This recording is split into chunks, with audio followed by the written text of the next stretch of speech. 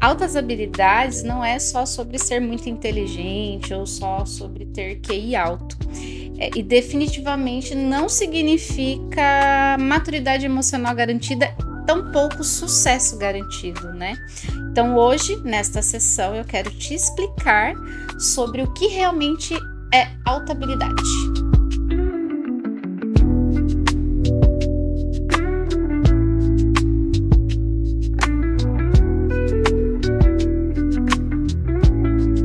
Olá, sou a Fernanda Siqueira, psicóloga. Então, na sessão de hoje, eu quero estar falando aqui com vocês sobre altas habilidades, né? E também ela é conhecida como superdotação. Esse é um tema que costuma ser muito romantizado, porque as pessoas logo associam, né, com superinteligência. Nossa, você é muito inteligente, que isso deve ser algo incrível, maravilhoso. Porém, é muito mal compreendido, né, e muitas vezes confundido com outras condições. Mas altas habilidades, ela não é um rótulo de privilégio. Ela também pode vir com certos sofrimentos, né? E altas habilidades também a gente pode entender como um perfil de desenvolvimento, e entender isso muda tudo. Então, afinal de contas, né, o que são altas habilidades? No Brasil, esse termo ele é utilizado oficialmente como superdotação em altas habilidades, né, ou AH/SD, né, as siglas, que ela é uma categoria reconhecida pela educação especial, né? Mas, teoricamente, podemos compreender da seguinte maneira: altas habilidades elas podem envolver potencial significativamente assim, bem acima da média, uma criatividade elevada, capacidade de aprofundamento intenso. E o psicólogo François Gagné, eu acho que é assim que se pronuncia, né? Ele vai diferenciar então potencial e talento. Para ele, potencial seriam as aptidões naturais que são acima da média. Então, por exemplo, às vezes a pessoa já nasce com uma aptidão, uma habilidade de um ouvido extremamente sensível para música. Então, às vezes, ele consegue aprender a tocar um instrumento só de ouvir, né? Então, isso é algo natural dele. E o talento, quando esse potencial, então, se transforma em desempenho realmente desenvolvido. Então, a gente pode entender que nem sempre todo potencial vai realmente se tornar um talento. Por quê? Porque é justamente isso, se eu não aprimoro, se eu não me interesso, se eu não me dedico, se eu não me aperfeiçoo, essa aptidão natural, ao longo do nosso desenvolvimento, ela pode ir se perdendo. Então, imagina só vocês, né? Quantos gênios da música, das artes, das ciências, como de modo geral, a gente acabou não perdendo por conta do sistema educacional mesmo que a gente tem, né, no nosso país e principalmente no estado de São Paulo. E a gente pode entender que o talento ele não surge também sem uma oportunidade, sem um ambiente propício para que isso se desenvolva ainda mais.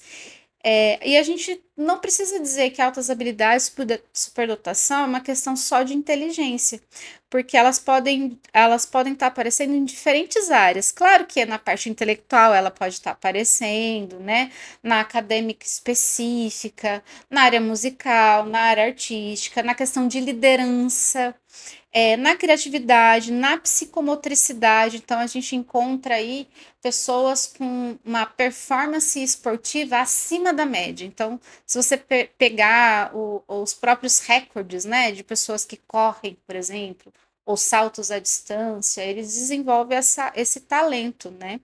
Que é algo que a gente já está ali dentro dele, porém, como ele se desenvolve, ele vai ficando melhor ainda, né? Que são características comuns, né? A gente pode pegar algo que é comum. Correr. Correr é algo que todo ser humano sabe, mas nem todos eles se destacam, né?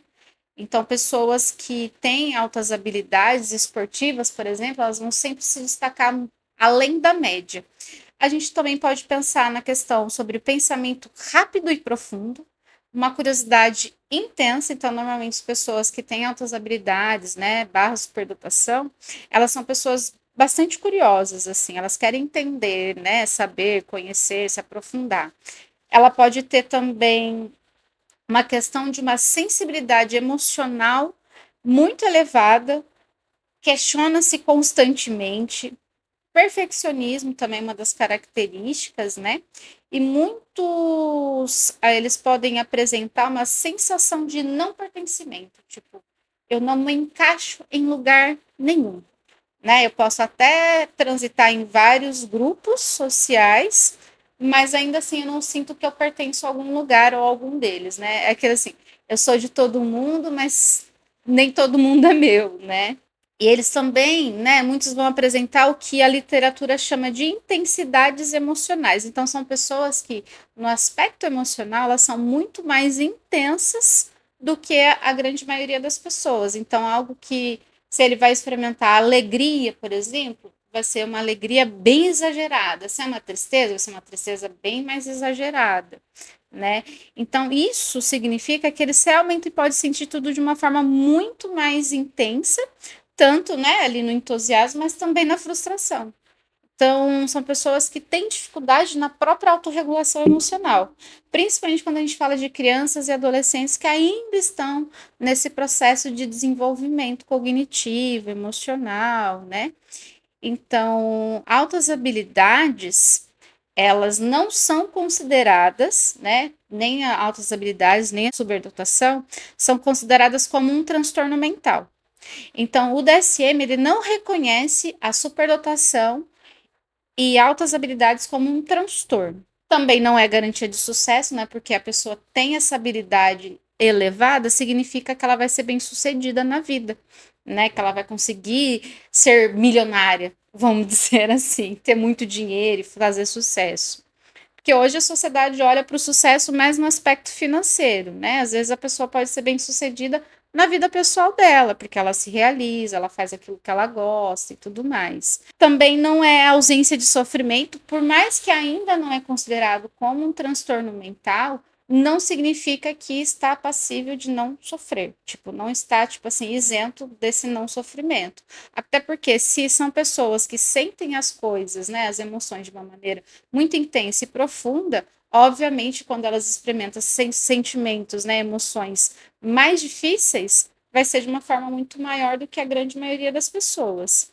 Eu sou assim, né? Eu sinto as coisas de uma maneira muito, muito intensa. Às vezes as pessoas acham, ah, porque ela tem essa habilidade aqui mais desenvolvida, nossa, então ela é uma pessoa super madura, né? Ela consegue compreender coisas complexas, profundas, e então ela é uma pessoa que consegue se autorregular sozinha, ela não precisa tanto de pessoas para fazer essa manutenção, né? E na verdade não é bem assim, muito pelo contrário. E não significa também que a pessoa tem facilidade em tudo, às vezes ela só tem facilidade naquela área específica. Ou às vezes a gente fala de uma área só, mas às vezes pode ser mais do que uma.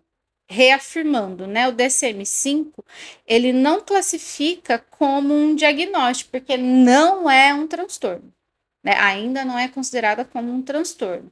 Mas também pode haver questões como dupla excepcionalidade, né? Que é quando a pessoa tem altas habilidades, mas também está ali dentro do TEA ou do TDAH, por exemplo, ou outro quadro clínico. Um exemplo aqui, uma criança que aprende a ler muito cedo, faz perguntas complexas, mas entra em sofrimento, porque não encontra pares com quem conversar no mesmo nível.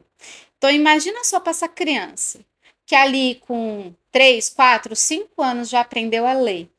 E os pares, quando a gente fala de pares, são crianças da mesma faixa etária, e ela não consegue ter colegas, amigos ali para discutir, para conversar sobre aquilo. Então, isso a criança ela experimenta de uma forma muito frustrante. Então, para ela, é uma sensação muito ruim.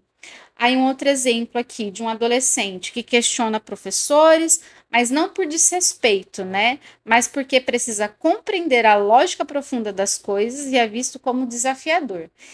Eu tenho esse problema, sempre tive, continuo tendo, né? De novo, como eu falei em outras sessões, eu não tenho diagnóstico de altas habilidades de superdotação. Eu ainda não fui investigar, na verdade, isso, né? Só tenho a questão ali do TEA. Porém, eu sou uma pessoa que quero entender os porquês das coisas. Então, enquanto eu não entender o porquê, a minha comunicação com a pessoa que está ali, seja o meu superior, né, o meu chefe, meu supervisor, o meu professor e tudo mais, se ele não me explicar o porquê, vai ser muito difícil para mim entender o que ele está querendo dizer. porque o meu cérebro fica ali, naquilo. Então, muitas pessoas com altas habilidades, elas crescem ouvindo muito assim: você é inteligente demais para estar sofrendo assim. Como se inteligência anulasse essa questão de vulnerabilidade dela, né?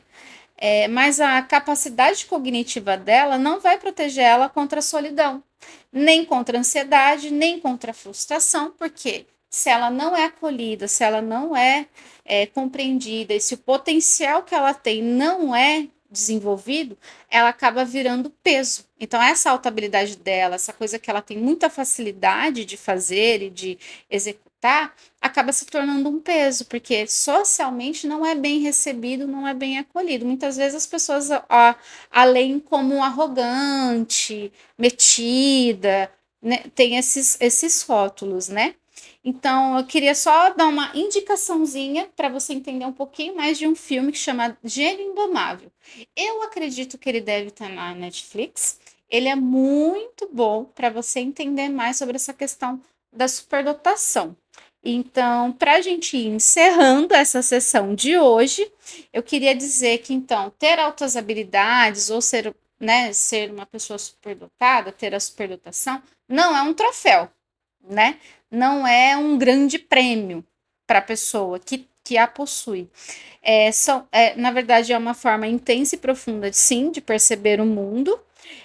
Mas se caso você tenha se identificado ou conhece, né, alguém assim, compartilhe esse conteúdo nessa sessão de hoje, porque na próxima sessão eu vou falar um pouquinho por que altas habilidades e superdotação pode estar ali sendo confundido, então, também com TEA e com TDAH.